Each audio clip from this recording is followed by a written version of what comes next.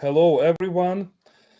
Nice to see you. And today we are speaking with Jayden Sage. We met with Jayden on several events in Kiev, Ukraine, where Jayden was speaking. Jayden is in crypto since 2011. That's really long time. That's more than 10 years. That's 11 years. And Jane is entrepreneur from New York, and I was happy to meet Jayden many times in the past, and hopefully see you in the future. And today we'll be speaking about the current state of the crypto market, crypto winter, is it so? And about Metaverse, Metafy, as one of the specializations of Jayden is Metaverse. So hello, Jayden. How are you? I'm well, Andre. Thank you for having me. So let's start with this. A lot of people are worried right now of what's going on in the crypto market.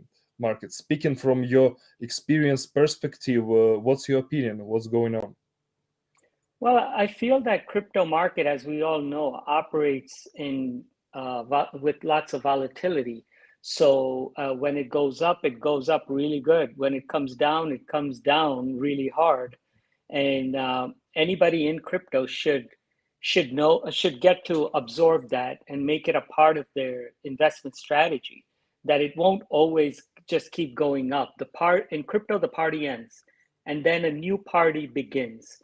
So it's a matter of riding the cycles without stressing. If you're going to stress that, oh my God, if it's a crypto winter coming, what's going to happen to all my investments? You have to think of it like traditional markets where people come in and then they go out and then they come back in. So you have to be able to work the different systems of the market you're in this case, crypto. Yeah. So do you think the winter started? Yes, the winter started with not just a couple of snowflakes, but an entire snow blizzard, as we saw. So valuations got cut in half, and it isn't over yet. Because you got to look back to understand this crypto market. If you look at 2020, when the crypto market started booming, right? So why was it booming, right? Like what were the pivot points or what were the impetuses for the change, and the market went from Bitcoin 5,000 to 10,000, 20, 30, 40, 50, 60. Is what were those pivot points? What caused it? In 2017, 2018, what caused the market to jump was ICOs. So ICOs were a crypto innovation that caused a whole new set of innovations or companies to be born, and crypto became big, and Bitcoin hit almost $20,000. But in 2020, while there was innovation, there was no big pivot point like ICOs. So, what was the real driver of the crypto expansion? Well, the real driver was the trillions of dollars pumped into the economy by not just the US government, but governments around the world because of the pandemic. So, that was an outside factor from crypto that caused crypto to jump. So now that we're on the other side of this pandemic and the governments want to pull that money out because they're seeing inflation spiking around the world, and inflation is very dangerous. So they want to take away the inflation, they're taking away the money. So crypto is responding accordingly. Crypto went up because of the money infusion. Now crypto is going back out because of the taking out of the money. So as because they're not just doing it because it's a conspiracy or they just want to do it. It's because we're all feeling the effects of inflation.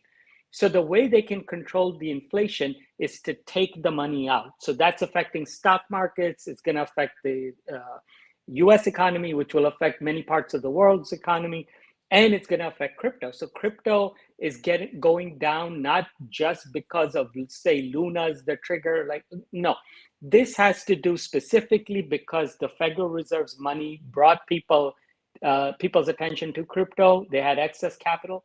When the excess capital goes out, crypto will go out with the tide. So this is the time. This is the beginning of a crypto winter.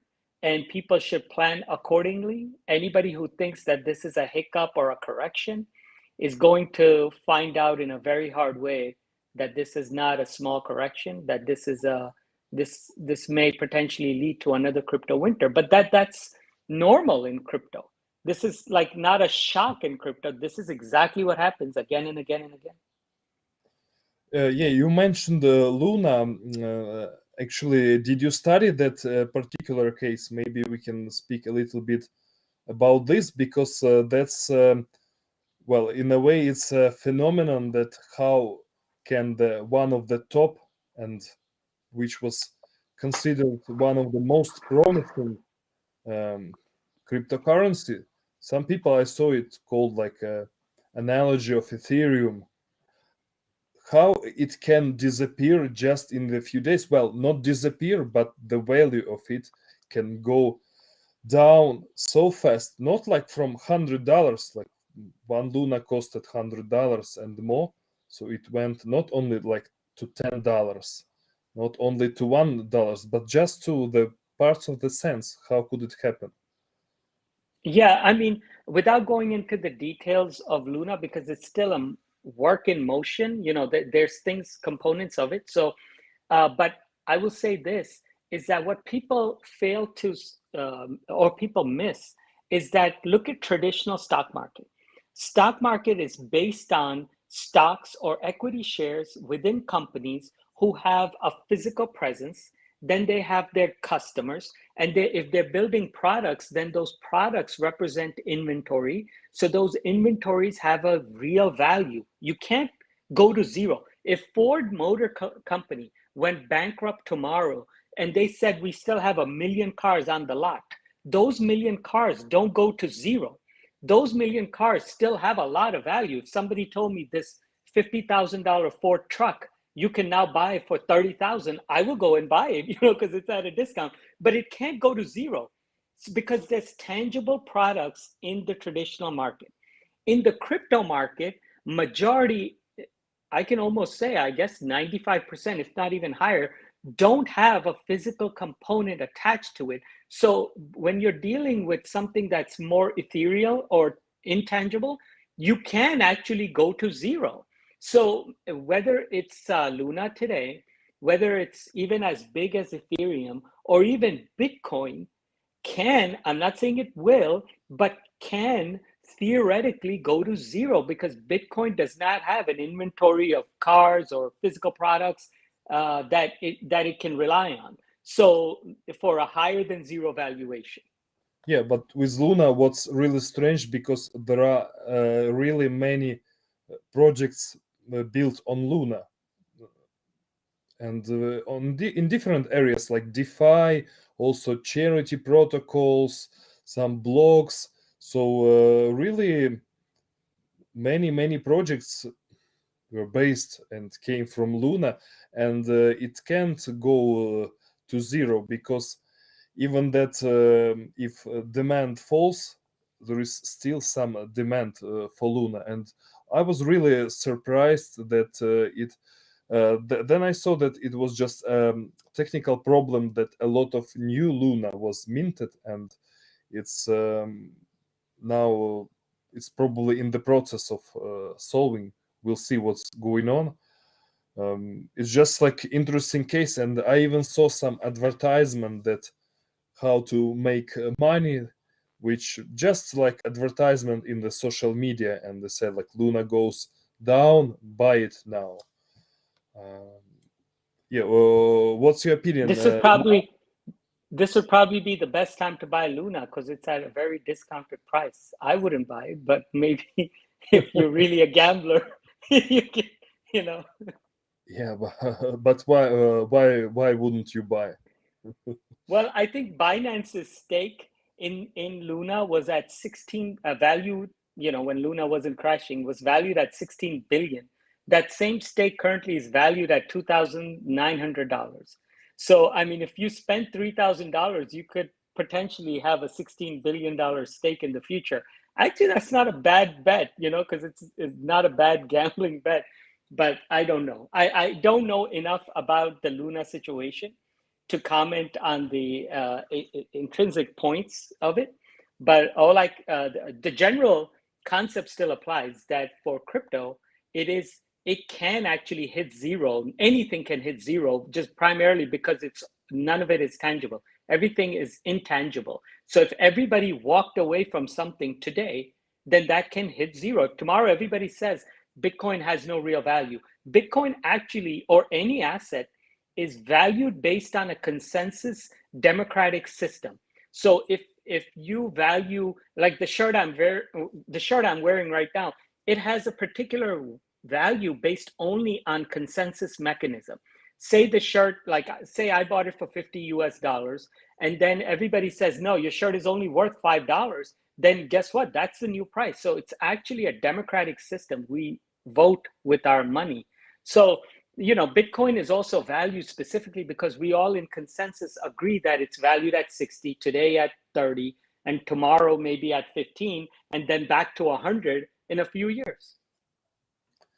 Yeah, and there are now really so many cryptocurrencies. And okay, so you are confident that the crypto winter has started. So in general, Yeah. crypto winter is a good time to buy crypto. Well, I need to say that here we are speaking for educational purposes. We are not giving financial advices, but it's considered that crypto winter is good time to buy. But if the winter will be for 2-3 years, when exactly probably we'll see the lower prices and we'll see big fluctuations. So Yeah. today it's rising, tomorrow it can fall, and then in these smaller cycles. Well, so a lot of people are asking me in this crypto winter as far as like, okay, where's going to be the bottom? When can I start going in and buying? Is this just a correction? The reality is that no market goes even down steadily. No market goes up steadily. When the market goes up, it goes up, and then it drops a little bit, then it goes up. That's an upward trending pattern. Now we're in a downward trending pattern, but it also has a few spikes that are going up. So the worst thing you can do is you could buy on those upticks, because if anything, that's what's called a dead cat bounce. If you drop a cat from the top of a building and it's dead, it's going to hit the ground, bounce up. So you're going to think it's alive because it bounced up. No, it's a dead cat. It's a dead cat bounce. So when people are seeing it green, like today, I think it was green. So people are like, oh my God, it's over. Like we're going to get out of this. It's not. That's what's called a classical dead cat bounce. And also there's another reason, especially in traditional markets, it's covering your short calls. People who are taking short positions have to rebuy the whether it's stock or crypto, they have to rebuy the calls at a lower price. So when they rebuy it, it causes an artificial spike in the price. So people think, okay, this is a turn. That's not a turn. That's just people who've shorted covering their position. So that's why there's this small artificial demand on an upward swing. But then as soon as those short calls occur, those same shorters go out and short even at a lower price. So then that means it continues to go down and accelerates, because now you have more short position people. So it accelerates faster and faster with these little spikes of price gaps. And if you mistake those green days, small green days, for a new trend, then you need to understand fundamentals as far as what happened. Did the Federal Reserve say, okay, now we're going to start pumping more money, we're lowering interest rates again? If none of those things happen, it's a dead cat bounce. Yeah, and speaking about the fundamentals, you mentioned that the governments will try to lower inflation, but inflation is going on. And there are other big problems like war, Russians' war against Ukraine, and some other consequences from this. So in hard times like this, people look for the alternative way of value saving, because we all know that the fiat currencies, they lose their value in time. In certain, if there will be economic crisis, then the prices on like real estate might also fall. So people look for alternative ways to store money. And isn't it crypto the best option, and can it hold off crypto winter? What do you think? Yeah, I mean, let's step back before I even answer this question. The best position, again, not financial advice, but best position always for anybody is to be diversified. If you're only, you could be a crypto advocate. I'm a crypto advocate. I've been a crypto advocate now, 11 years, considered a dinosaur in the industry, right? But so while I believe in crypto, I also invest in other asset classes, which is what something everybody should do. So while one market is going down, you're still covered because you're in another market, and that facilitates balancing your life. You don't want to be on a roller coaster, right? Because as an astute financial person, which is what we all try to be, you want to have wealth preservation. You don't want to be rich in life. You want to be wealthy. And the way to go, and there is a difference. So rich people come in and go out with the tide. Wealthy people are basically on a boat, right? So whether the tide goes up or down, they're on a boat. So they're just riding the waves, while the rich are just basically in the water. And as Warren Buffett says, is when the tide goes out, that's when you find out who's swimming naked. So now that the tide in crypto is going out, we're finding out who was just basically not taking a more astute investment approach and basically putting all of their money in one or two coins, or all only in crypto, and then they're wondering why they're not able to move forward. That's what it is. You need to cover more bases than just crypto in order to have a more stable approach to your personal finances or your company finances, even if you're running a company. So those things do apply. Now, crypto in itself, there's enough innovation that's going on within crypto, which will allow people to find opportunities. And that is coming from metaverses, and everything going on in Web 3.0 is a phenomenal opportunity to not only grow yourself, but to improve your financial situation, and also to bring your creativity to the mix. And that is where I think the greatest innovations and money to be made will be coming through the crypto winter. Yeah, and now we'll go to this topic: how to make money during the crypto winter.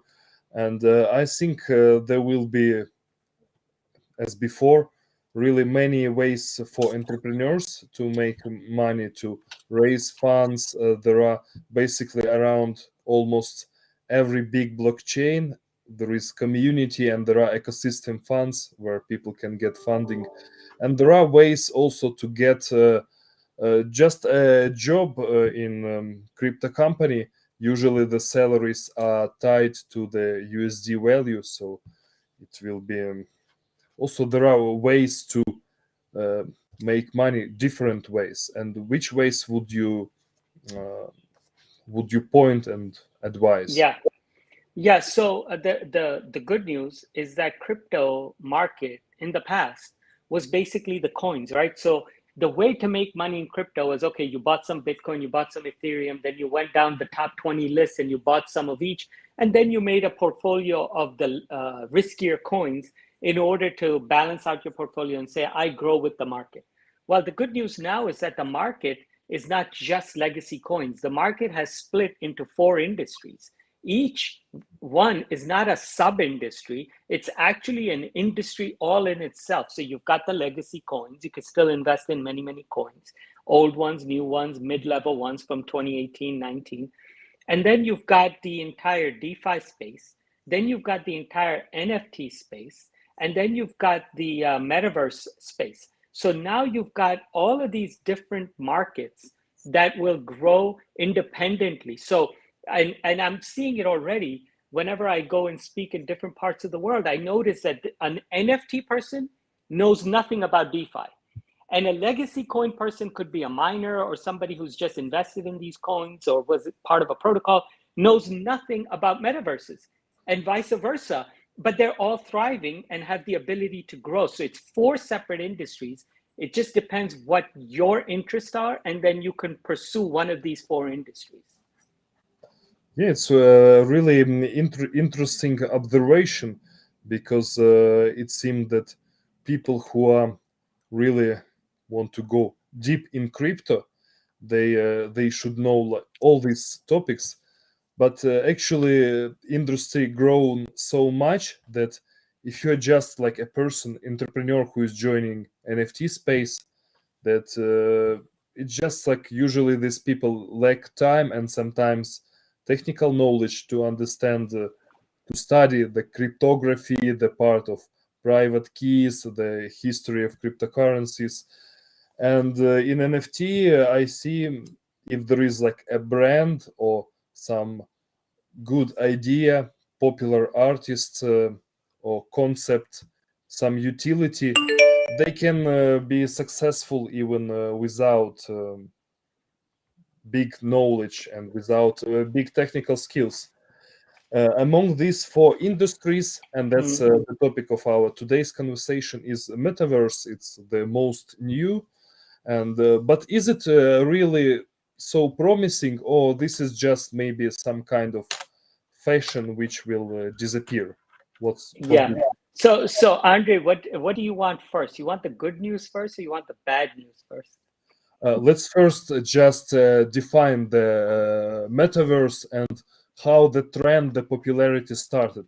Is it Yeah. started when Facebook renamed itself in the Meta, or when it started, and what is it? Yeah. So I'm going to give you the good news and the bad news first because it starts from there, which is that in the crypto space overall, the innovations will continue, which basically means that metaverses, I just mentioned that there's four industries. Pretty soon they're going to be five. Then there's going to be six and seven. So whatever is your personal interest, dive into that one. A person in NFT space does not need to know anything about legacy coins, doesn't need to know about DeFi. They could go deep into NFT and make their millions right there. They don't need to go into have an understanding of everything. And the space will just continue to grow with different industries being attracted to the crypto space and new ones being born. So that's the good news and the bad news, that it's going to keep growing and growing, not just because of the number of users, but also new industries will keep being born. So instead of having four, soon we're going to have six, then eight, then 12. So you need to figure out where you need to be. Now, going back to metaverses themselves, yes, it didn't actually start with Meta. It actually started around 2000, the year 2000. So now what would that be? That would be longer than blockchain, right? The metaverse space is actually older than blockchain because it started with the likes of There.com, Second Life, and all of these other platforms. So what was the inspiration behind those, that came before that, was actually World of Warcraft.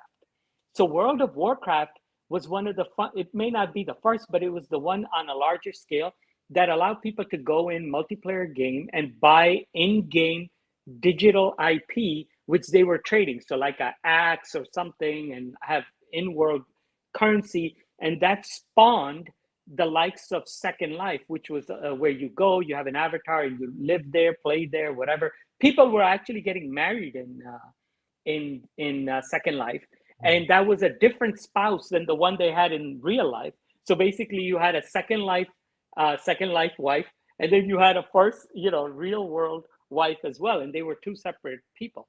So Second Life was, back in the day, 15 years ago. So it's been a slow evolution. So what this is a classic example of how blockchain is taking an existing industry and wrapping it with the gift wrap of blockchain around it. So that is what metaverses today, Web 3.0 metaverses is today. And Mark Zuckerberg and Facebook are just jumping on the bandwagon and saying, okay, we're going to do this. They definitely didn't create it. Well, that's the narrative they'd like, their people to believe, but that's not the case. So this is an old industry that's now getting gift wrapped with blockchain. So it offers more opportunity to people. Yeah, probably we can say that blockchain and cryptocurrencies bring here the financial aspect, the ability to transact, ability to earn money, to spend money, to and also the transparency sometimes. Yes. So it allows that immutability, that ledger capability, the nodality, but also there's something else, is that the ability to create IP was not the same before. So before, in like Second Life, if you had some IP, that wasn't an IP that you could sell to someone outside of Second Life. So like right now with like the Bored Apes, they're creating their own metaverse, right? Which actually they just did. So their metaverse, you could buy a Bored Ape and have never been to their metaverse, and you own a Bored Ape. So that wasn't the case before. If you bought an IP that was in Second Life, it had to stay in Second Life. You had to engage with Second Life in order to profit from it or engage with it. But what the metaverse slash blockchain infusion allows is what NFT is, to create an IP, have a way to trace ownership of it, and it can jump off of that metaverse and be an independent IP that you can trade with, buy it, do whatever you want with it. So that is the explosion, that you have the ability to create IP and to track ownership of that IP. Yeah, I remember in those ICO days, 2017, 2018, or maybe even earlier, they came, the arised Ukrainian project D-Market. I mean that the head office was in Ukraine and it still exists. It has had idea to give the possibility for the games to trade items. I think this market is this project is still working. And what about these famous projects like Axie Infinity or the Decentraland? Are they metaverse or this is something else? Well, they are all the Can we call it? Decentraland. Yeah. Yeah, Decentraland, Sandbox, these are all metaverses. But remember, we're also in the phase of metaverses 1.0. Now, I know this is going deep dive rabbit hole here, but like we are, so let's take metaverse as in its own industry. We are in metaverse 1.0. So I know people talk web 3.0, but and that's just a conglomeration of all of them. But if you only take metaverses, then we are in metaverse 1.0. And your metaverses look quite crappy, to be honest with you. You go in there, it looks dumb, it looks like whatever. Why? Where's all the hype? When people actually get in there, they're expecting Avatar. They think they're gonna go in there and they're gonna see a beautiful, visually amazing world of Avatar. I just saw the preview for Avatar 2, and it was so amazing. You wanted to actually jump in, right? So if anybody creates an Avatar metaverse, that's what's his name, the director of Avatar should think about creating an Avatar metaverse. That would be amazing. But like, so when they go to Decentraland or Sandbox, it looks like a cruddy metaverse compared to say Avatar. I mean, it's not cruddy, but like, you know what I'm saying. It's not as visually stunning. So people think, oh my God, this metaverse, maybe it's hype. It's not hype. What it is you're looking at version 1.0. Then you're going to have version 2.0, 3.0, and it's only going to become more and more immersive until the day maybe we get to Neo and Metaverse, Matrix, and then we're all screwed, right? But hopefully that won't happen. But the metaverses are going to become more visually stunning and more engaging over time. We're only in Metaverse 1.0 right now. Yeah, but for example, you have also background in the real estate. Did you invest in the Decentraland real estate? And Yes, I did back in the day. I did because actually a good friend of mine said just that to me. Said, "Hey, you're in real estate. You should buy virtual real estate in Decentraland." And I was like, "Wow, maybe I should." So I did.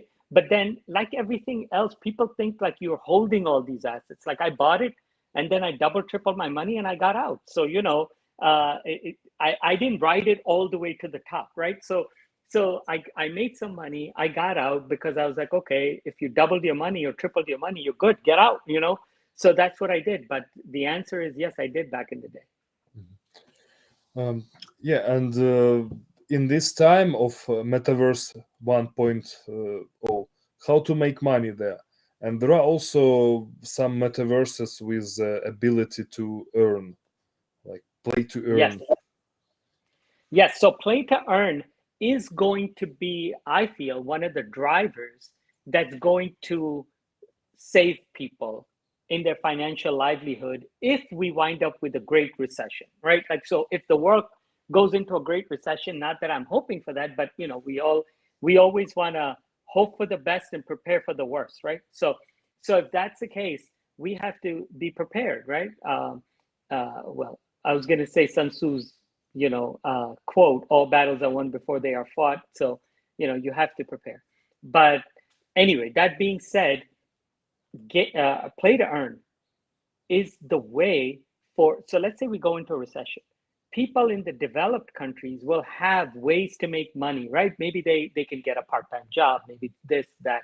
They have ways to make money. But people in the developing world may or may not have those opportunities if we have a great recession. But what they will have, they'll still have their phones, they'll still have an ability to engage in gaming.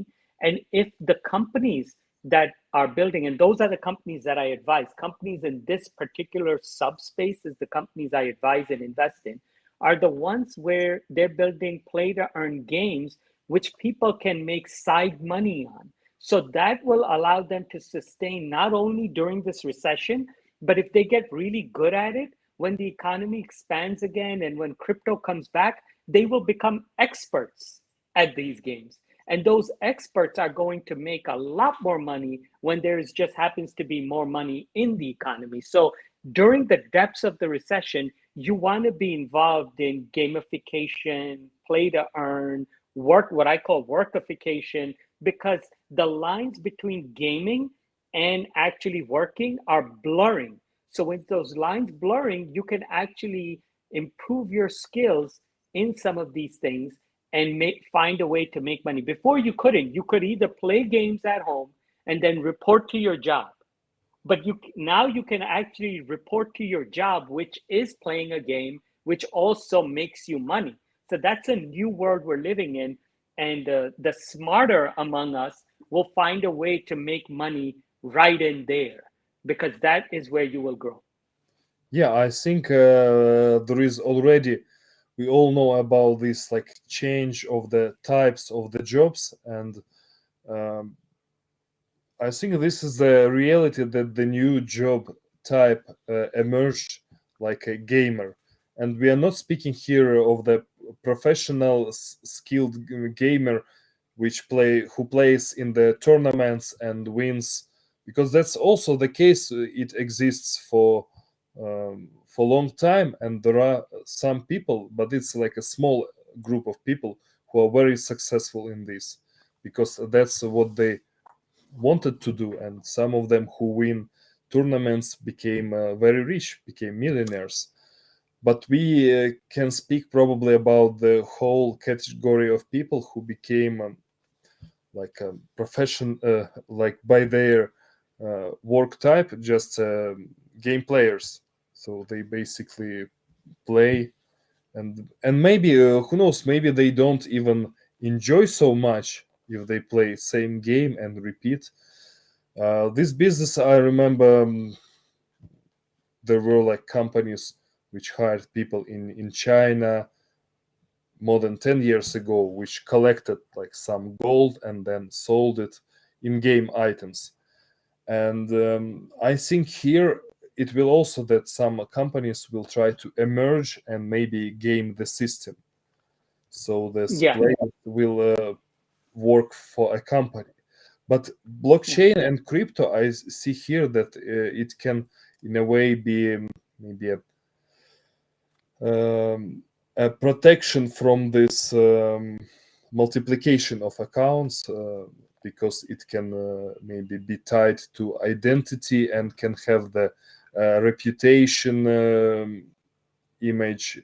It can have this aspects of NFTs and digital identity and all these things which were created in the crypto industry can be part of the metaverse. So see, Andre, you made a very important point there, which is that before, or even now, there is the tournament mentality where the best of the best players are the ones who make money.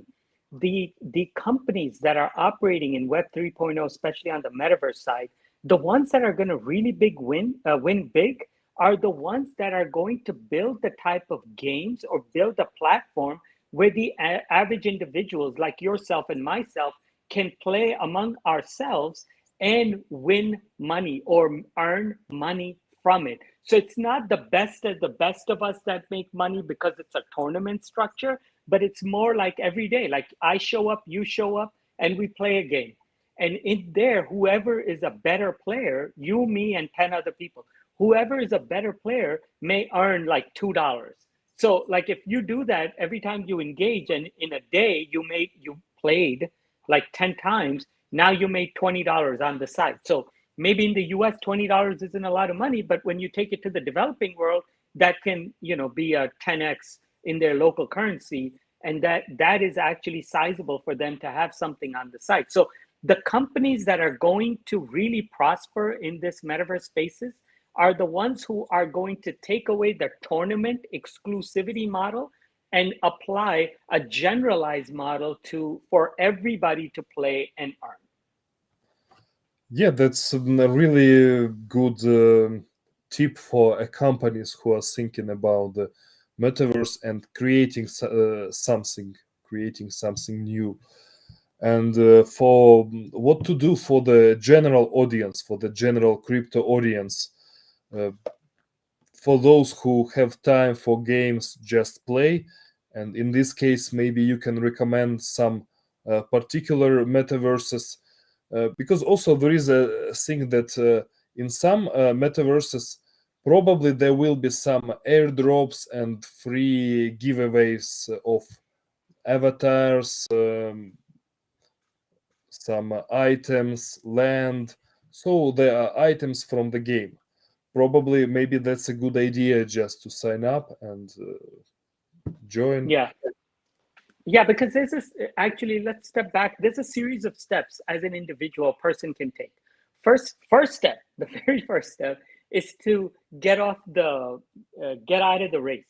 The race which we've all been in for this ever since 2020 when crypto expanded is that, okay, we got to find the best coins, or we got to find a way to make money. I need to buy the Bored Ape, or I need to buy this or that, Mutant Ape or whatever, in order for my portfolio to grow. So that time has passed. Like keeping with reality and the current time. Right now, if you're chasing, okay, all of these asset classes are going down, and I'm going to find the one NFT that's going to grow in value, that would be a fool's errand. That would be a bad idea. What you want to do is disengage from the race, because the race is about to take a temporary break or end. This run up is ending. So now we're going into, the crypto winter, which means you actually have a time to stop from the race and start thinking. And the place to think is step 2, which is to go back inside of you and figure out what's your strengths and what do you enjoy. Like if I were to tell you there's millions of dollars to be made in DeFi, but you don't care for math, you're going to suck at it, right? You're not going to be very good in DeFi because you hate math. So the same thing is if you are a mathematical person and someone says, why don't you become an artist and start dropping NFTs into the market, you're really going to suck. So you have to go back into yourself and say, okay, what are my strengths and what do I enjoy? So let's say somebody enjoys artistic work. They need to be in NFTs. They need to hone their craft, because there is no perfect artist, right? Even Van Gogh started with a crappy painting at one point, right? He didn't just pick up a crayon one day or whatever and then say, here we go, here's this amazing artwork. He fixed his craft over time. So we all have to do that. So whether you're in NFT space as an artist, whether you're in metaverses learning how to build your gaming skills, or whether you're in DeFi and you're a mathematician, or whether you like to speculate on best coins, legacy coins, then you need to go back inside and hone in your craft. So now that we're all out of the race and crypto's taking a breather, this is the best time to work on your skills. But, first identify what you like. Like I said, a DeFi person, a mathematics person shouldn't be in NFTs. So first identify which of these 4 industries you want to be in and which you enjoy, and then get better and better with your skills. Start making money, because a brilliant NFT, it can't have a zero value, can it? if somebody comes out with an amazing piece of art, and maybe we don't want to pay that person 20 ETH anymore, but maybe we want to pay half an ETH, and half an ETH even today is worth $1,000. So if you created something that you made $1,000, it's no longer 20,000, but it's fantastic that if you made 4 of those, you made $4,000 in a month. So if you make one of those per week, you make $4,000. That's fantastic. Not only did you make money, but you're also improving your skills at making that NFT. And also you're learning how the system works, what exchanges to put on. Do I put it on OpenSeas? Do I put it on some other exchange? And how many should I release? Should I release 1 a week? Is it better for me to drop 4 in a week? Like, you're learning the business side as well as the creative side. So while we're in this crypto winter, you may not see big numbers, but you're also becoming a professional at what you do. And then when the economy starts taking off, you're the one who's going to benefit the most because you're so good at it. When all these other people are going to jump in and try to figure their way out, you're already an expert. So this is the best time to become an expert. Yes, so basically I can also add that you're saying that invest in yourself, your skills. Correct. Yes. Correct. That was an expansion of that phrase. Basically, just work on yourself. God damn it! This is your time. Relax and just work on yourself. Work on your invest in yourself. It's always the winning model. The more you invest in yourself, the more opportunities will come your way. Yeah, and of course, if the market will be down, people will buy less NFTs, but crypto companies still will have a lot of money, and they will pay good salaries. They will pay for they will pay more than in 2018 and 19, as we remember. The lowest point probably was the winter of 2019 when the crypto was at the lowest price. And in metaverses, I think maybe same with NFTs, and like with crypto, how you call legacy coins, that many of the metaverses will die and will fail, but the stronger will definitely succeed and will live through this crypto winter. Yeah, that's it. I just want to make a point in there, and it's a very valuable point that you just raised, is that metaverses will die. We are in Metaverses 1.0. So what looks like today's superstar will be tomorrow's dead metaverse. So, like, before Facebook, there was MySpace, and before that, there was Friendster. So, eventually you wound up on Facebook, right? But there were all these iterations. So it's important for an individual to make sure that they don't say, okay, I'm just into Decentraland and all of my energies are in Decentraland. You want to become more of a professional or an expert in the metaverse space, not just in one metaverse, because then you will be known as a Decentraland maximalist. You don't know anything other than Decentraland. And if Decentraland fails, too bad for you. So that's why you want to become an expert in the industry, not in one particular metaverse. There might be only one case why you need to focus on Decentraland if you work for Decentraland. Right, exactly. That would be like the part of your job. But here, yeah, that's important, because if the person is investor, it's better to diversify investments and not to buy many tokens of one particular metaverse, and if it fails, all your money disappear. And the same if you're investing, because it's also investment of time. If you are playing or researching, there is also no need to focus on one of you. It's better to try more, to try like all the promising ones. And for the players, they can see and compare where they can earn more. The similar aspect for, I'm a crypto blogger and I'm publishing this interview like this on all the crypto blog platforms.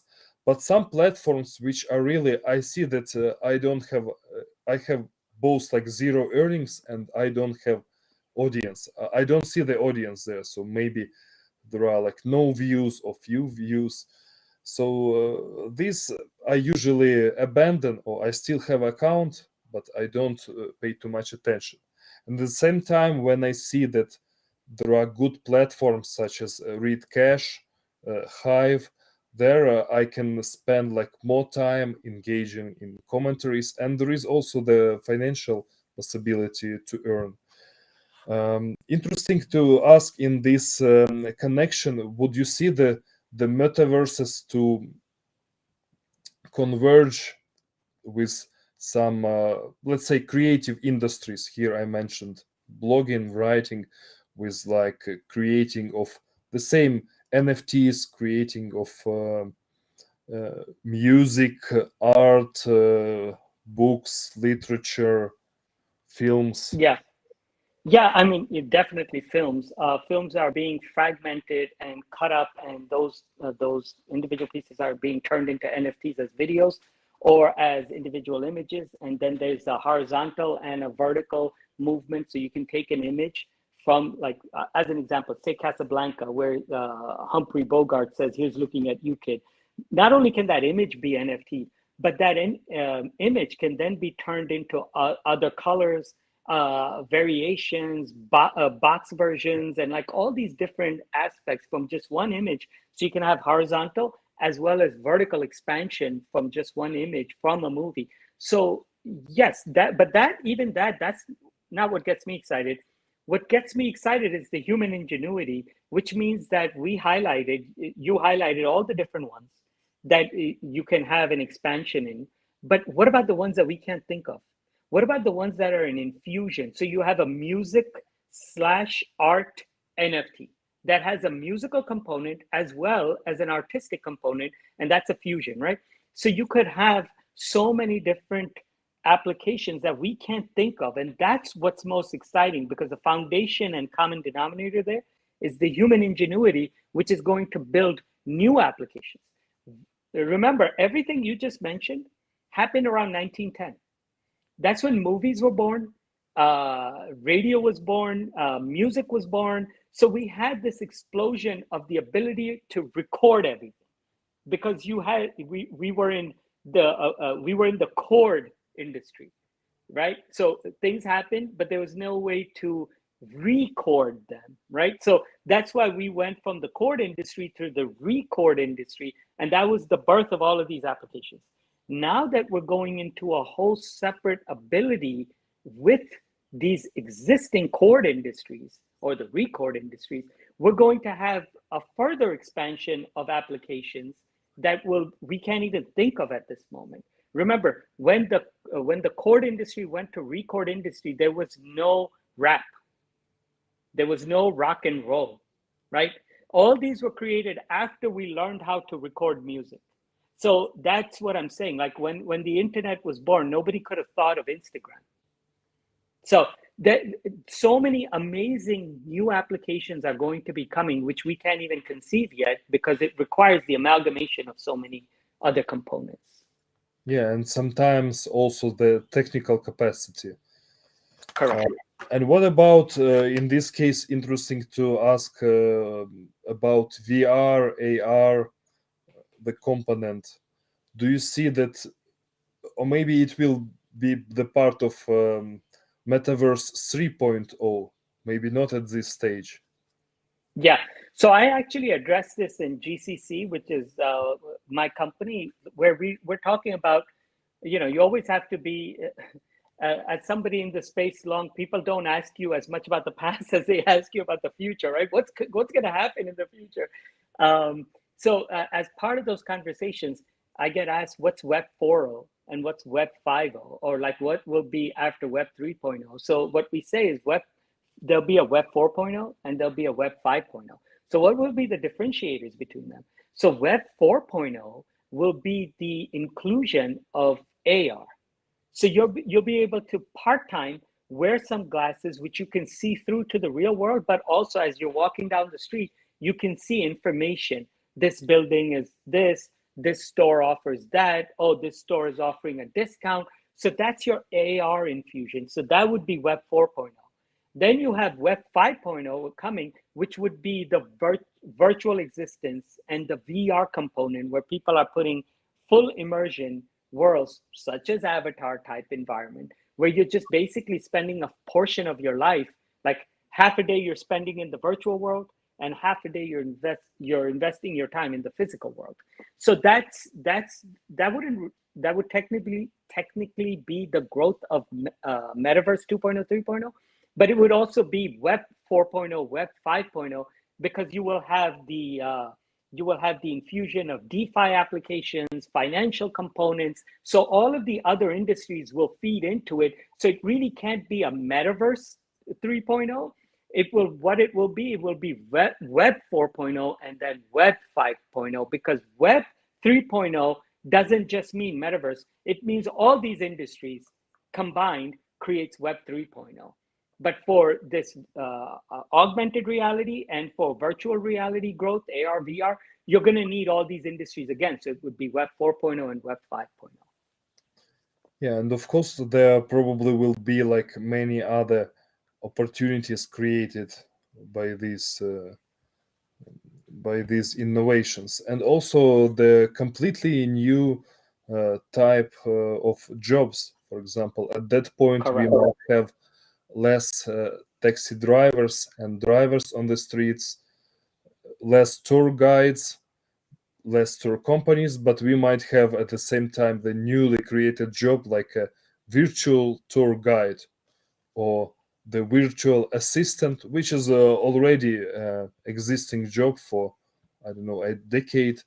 It can have like another aspect of this job type.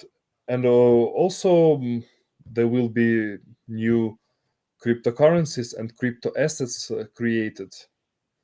Yeah. What do you think? So Andre, have you? This is a good example. Have you ever been to some place in the world where you had a tour guide, right?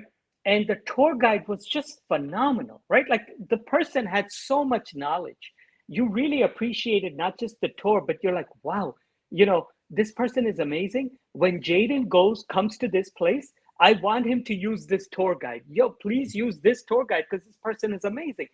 So now think of it this way. That same tour guide, because he's so advanced, can actually make money in Web 3.0. He can actually record this amazing tour and then put it up and either show it through YouTube views or they can show it through an NFT. So it's a very advanced tour. He can create gradations of tours for those who want a deep dive, those who want just a regular tour, but his version of an advanced regular tour. So basically, there's all these new industries, which you're saying, going back to your point, for that guy to make money. Before, he just sat there waiting for a referral from Andre to allow somebody like Jayden to come in or other people, friends of friends, to come in so he can expand his business. Now he can reach the globe and he can make so much more money. And he can choose, he can earn the money himself or herself, and not to wait from the salary from some particular museum or location. And also, this is something which can scale, because not only the people who are there physically can be the consumers of this service, but all around the world. Yeah, this Correct. is a really good example of the new type of the job. I just want to take that a little further because maybe somebody will be inspired by this. Because if you built a tour like that, right? And let's say they sold it as an NFT. And then I bought that NFT because you recommended and said this guy was amazing. You should buy this NFT, you should view it. So now I viewed it. We'll use an example. Let's say it's to the Great Pyramid of Egypt, right? So people go, but people get, maybe you got a crappy tour guide, he didn't know anything, or maybe you got a good tour guide, luck. But so basically, if you have this NFT and this guy walks you through all of this, you can be reviewing your NFT as you're walking the different sites. So you're getting a lot more information, that deep dive information, because you have the world's greatest tour guide guiding you, even though first you watched it from 10,000 miles away. But now you're there, you're going to review it again and say, oh, I know what this means. I know what this means. So that would be so amazing as a tool. Even when you get there, you're going to use it. So you're going to use it repeatedly. Yes. I can even continue this idea further on particular example. For example, one of my friends, he created the scooter tour guides in Kiev 2 years ago. And he's a British guy, so he came, set up everything. It's really popular. Tours were popular, especially among foreign visitors. Now, as we have war and a lot of foreigners are afraid to go to Kiev, and there are like no flies. But at the same time, there is a bigger interest in Kiev. Even people to me write and send the pictures. So if this would exist, you could do this tour in the metaverse, and include the virtual reality. So you are driving through the streets. You can drive in the past. You can drive in the streets now, and even do some NFT and economical ways. If you are driving, you can support people who live, let's say, you are driving in virtual reality and you see that this particular cafe is not having many visitors because of this. You can go there and send some crypto and get maybe an NFT from them, like a collectible. And things like VR, AR, they will really add a lot to this. Yeah, absolutely. It's just a matter of combining human ingenuity with the latest technology and giving birth to newer and newer models. It's as limited as the human mind, which, as we know, is quite infinite. So it's a great time to be alive. There are challenges in this world right now, as the one being faced in Ukraine, but many times the end result winds up being a better better situation. So I mean, like, think of it like a surgeon's blade. A surgeon's blade cuts and makes you bleed before it heals you and makes you stronger. So if you're going to stop and complain that why am I bleeding because the surgeon is cutting you, well, you know what, on the other side of that bleeding and cutting will be an amazing new you. So I think that the same principle applies, especially right now in Ukraine, where the new version of Ukraine is going to be 10 times stronger and better for this, because the eyes of the Ukrainians are now on what were the fault lines for Ukraine, right? So what were the weaknesses? And you fix those weaknesses and you become even stronger. Yeah, and speaking about the metaverse, you think that will there be some particular blockchain protocols behind them, and if there are some particular cryptocurrencies protocols which are stronger than another, let's say it is Ethereum, Cardano, Near, Algorand, or it's at this point it's not a matter of the protocols, so it's the matter of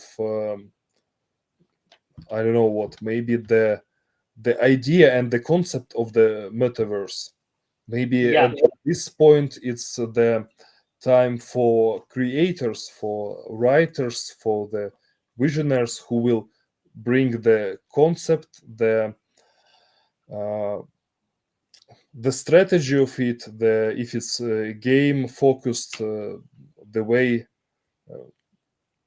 the concept.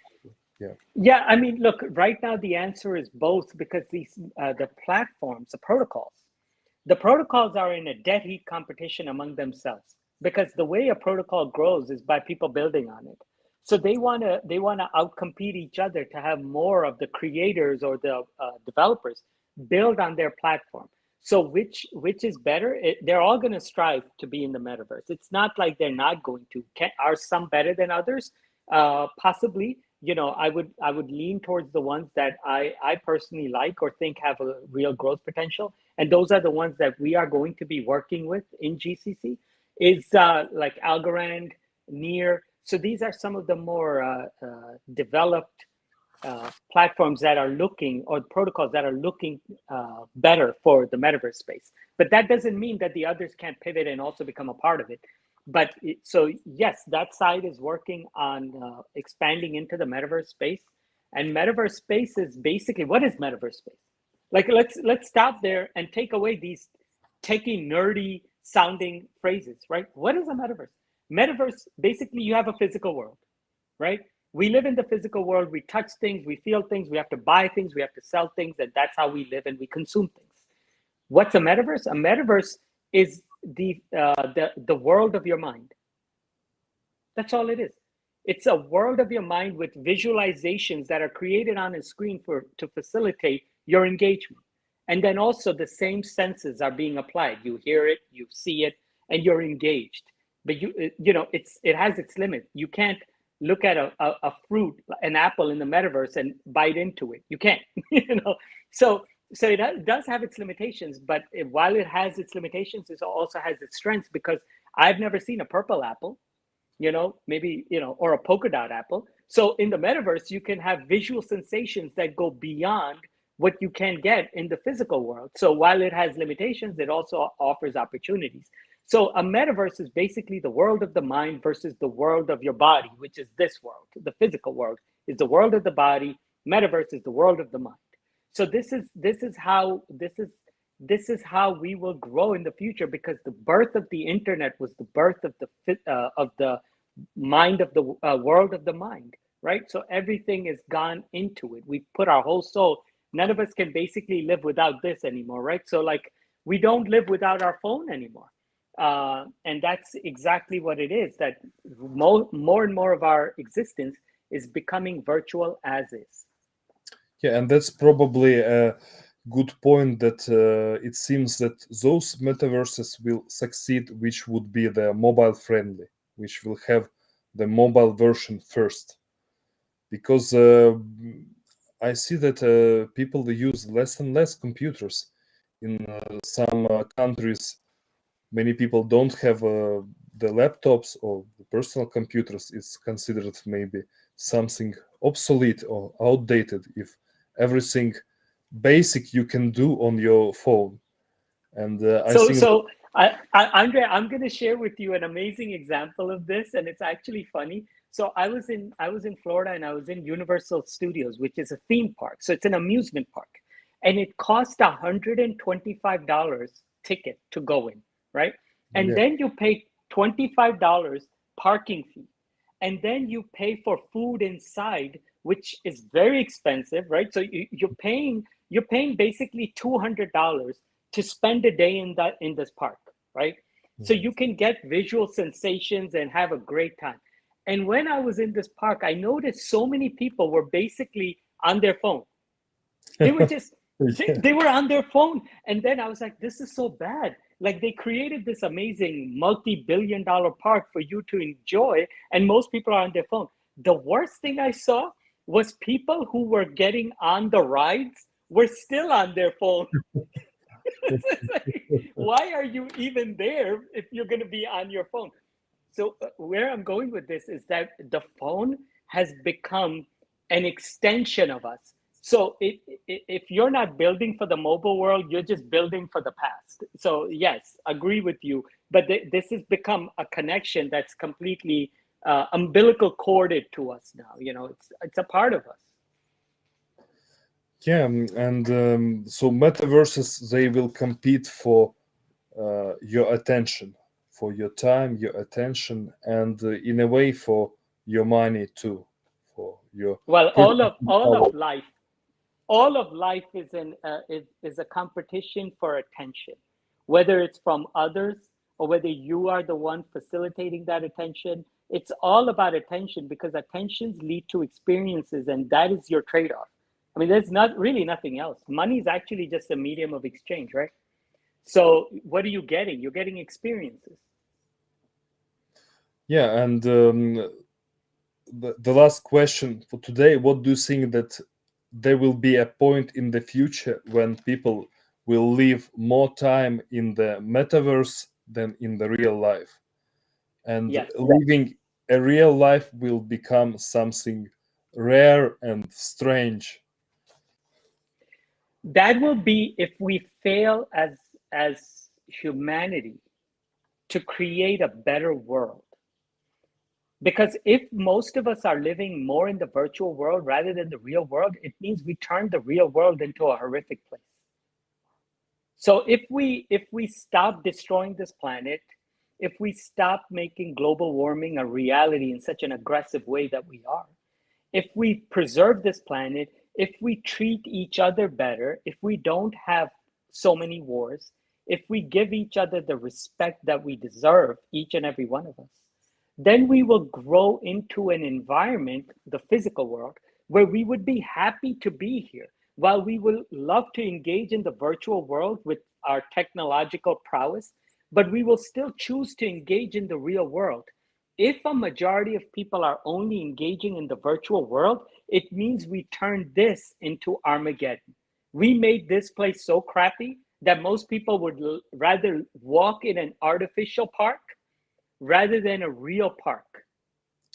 Yes, yes. And actually, because the topic of our conversation was also related to making money, and I think you already gave a good strategic direction of how to prepare making money, how to make money on the long term. But just practically, are there some particular metaverses or play to earn aspects where people can jump, like right now, after maybe watching this video, and try to earn something? Because I checked some of this. I wouldn't even say that metaverses, because at this point sometimes you need to invest like in Axie Infinity. So I need firstly to buy in order to play. I checked smaller games, and I see that it's possible to earn, but I don't have time to check more and play a lot. So uh, I can't at this time. I can't recommend something particular, but maybe you can. Yeah, yeah, I wouldn't go there because the I would be breaking the four rules or five rules of the advice that I offered earlier, which is this: is that when you take when you take the shortcut, sometimes when you take the shortcut, you take the long way home. So the first and foremost thing is not to find the new hacks so we can jump onto. If I were to say, go in Decentraland and buy in this particular area because it's going to grow. So you go in there and you buy it. Now, if it fails to grow, or you did great, you made money, but how are you going to replicate the process? Because you don't understand the process. All you did was get yourself a tip, right? So you don't know how to. It's like, do you want somebody to catch a fish? Do you want to give somebody a fish, or do you want to teach them how to fish? If you teach them how to fish, you feed them for life. If you give them a fish, you feed them for a day. So the real core of this is part of the what I was saying. The five principles is go back and become more knowledgeable about the industry out of those four, which one you want to be in, and then slowly you will have an understanding of how to fish rather than you catching a fish, or rather than somebody giving you one fish. Yes, yes. It's just in the legacy coin, there are coins we already know. DeFi, it's also there are already proven projects. NFT, there are well-known platforms like OpenSea. But in Metaverse, something particular to start with. That's the thing, right? Anything that's well established, you've already missed out. So what does that mean? That means that if somebody made, if you wanted to make really good money in Bitcoin, you needed to buy it at like, I guess maybe up to $800 each coin, even 3,000. Yes, I get it. But like if you bought it at 800 or even better at $80, you did great. Or Ethereum at like, a few dollars. So back then, nobody cared for Ethereum, right? Like, or Bitcoin. Like, what's Bitcoin? That's what I used to get in the beginning. What's Bitcoin? What is this garbage, right? So basically, even in the metaverse spaces, you're going to want to engage in the way where you understand the technology, even though it's not popular. If you're going to wait for it to become so popular, it's like buying Tesla stock today. You want to buy Tesla today? Great. Maybe there's some potential for growth, but most of the growth has already been done. You needed to buy Tesla back in 2005, six, whenever. So you could have bought it for $100. But back then, everybody was like, this Tesla cars are going to fail. So why would you buy Tesla in 2006 if everybody around you is going to tell you it's a fail and you're going to put your hard-earned money into it? The only reason why you will buy it is if you deeply understand that industry. If you've done your research to say you have what? Conviction. Conviction comes from knowledge. So, and knowledge comes from dedication. So, dedication creates knowledge, knowledge creates conviction, conviction creates the action for an investment. So, that being said, you need to focus back to your understandings of that particular sub industry.